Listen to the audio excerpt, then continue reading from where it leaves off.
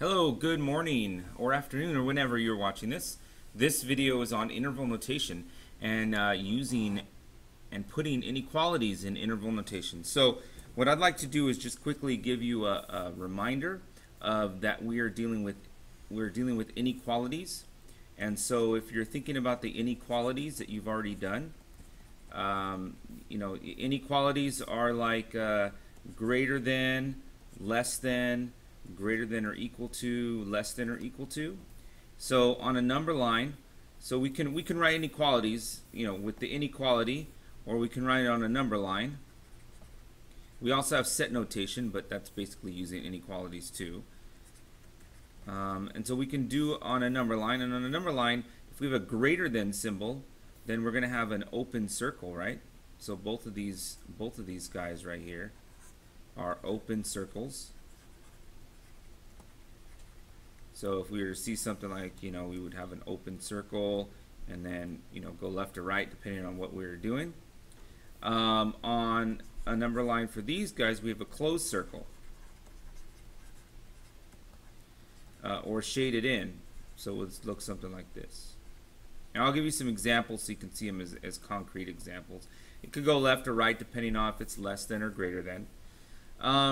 And so an open interval would be, or an open inequality would be something that, this is not included in our solution, because this is greater than, this is less than, it doesn't include it. This is greater than or equal to, it does include this number, whatever this number may be. So that's why we close it.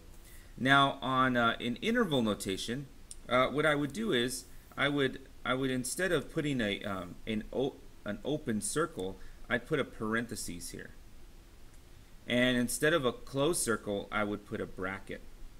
Okay? So so in interval notation, we have brackets for greater than or equal to or less than or equal to. And we've got parentheses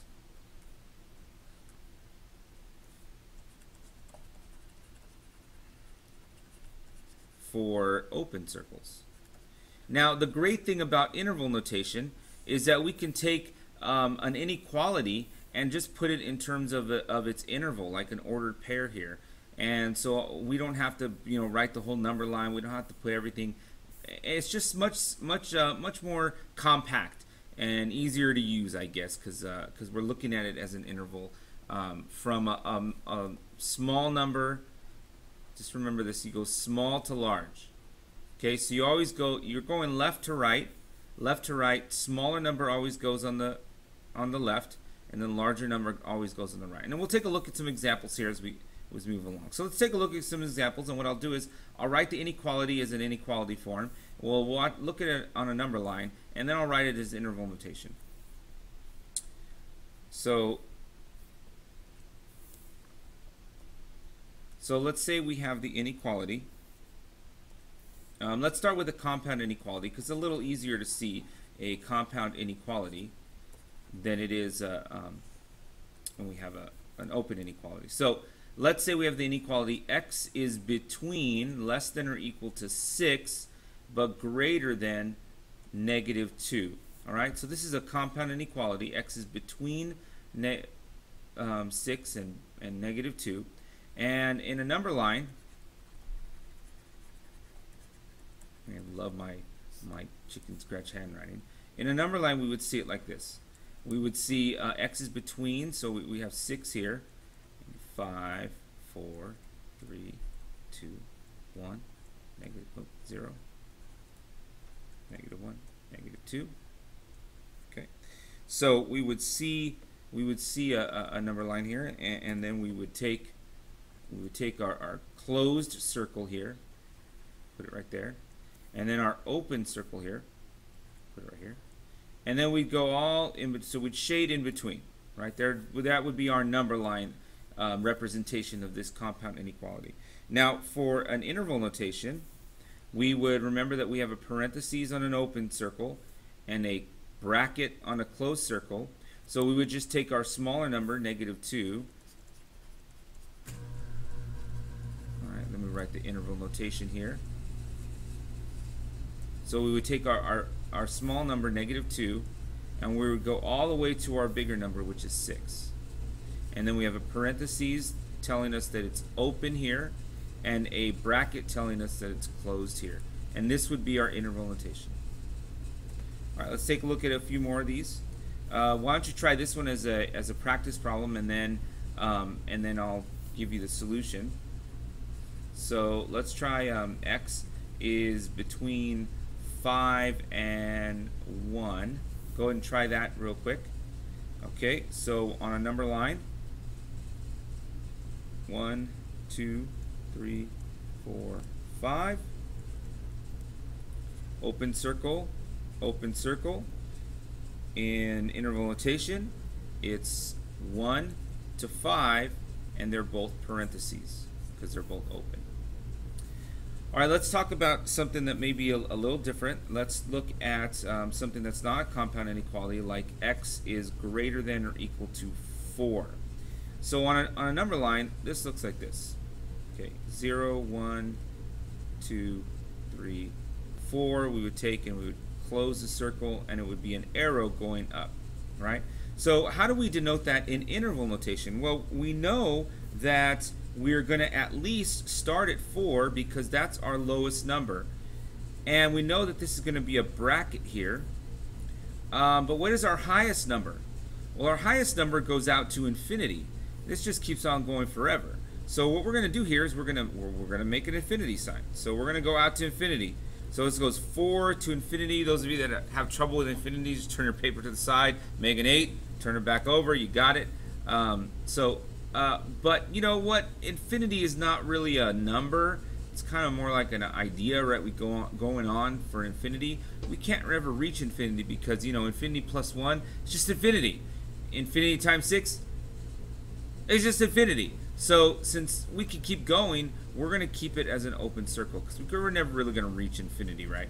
So this would be the way we would write it in interval notation.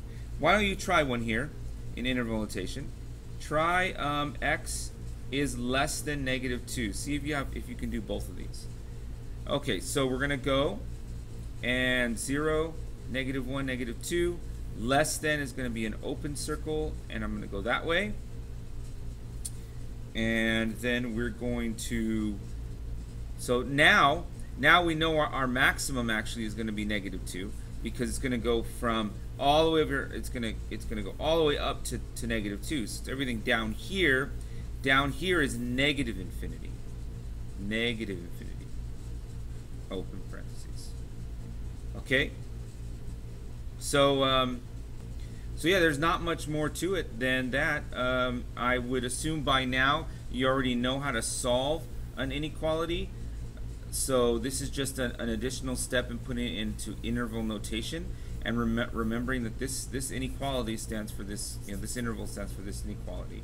If you want, what I'm going to do in the next page here, I'm going to put up one compound inequality to solve, and then I'll put it in the answer in interval notation, and then you can see if you got it right. Okay? So here's a practice problem. We will solve the inequality -7 is less than or equal to 2x minus 3 is less than 5. Alright? So in order to solve this, we would add 3 to all 3 of these, and we get -4. 2x is less than 8. Then we would divide by 2. We get -2 is less than or equal to x is less than 4. So in a number line, this looks like this. We go to 4, -2, closed circle, open circle. In interval notation, it's going to look like -2 to 4, open parentheses. All right? So this is what I'll be looking for in my class. This is what I'll be looking for from now on. We're looking at changing and doing all inequalities into interval notation, because interval notation is how I saw somebody's shirt say, #beast mode. I don't really know what that means, but I just thought it'd be funny to say that. All right. So interval notation, guys, this is the way we're doing it now. So get some practice on this, and I'll see you tomorrow. Bye.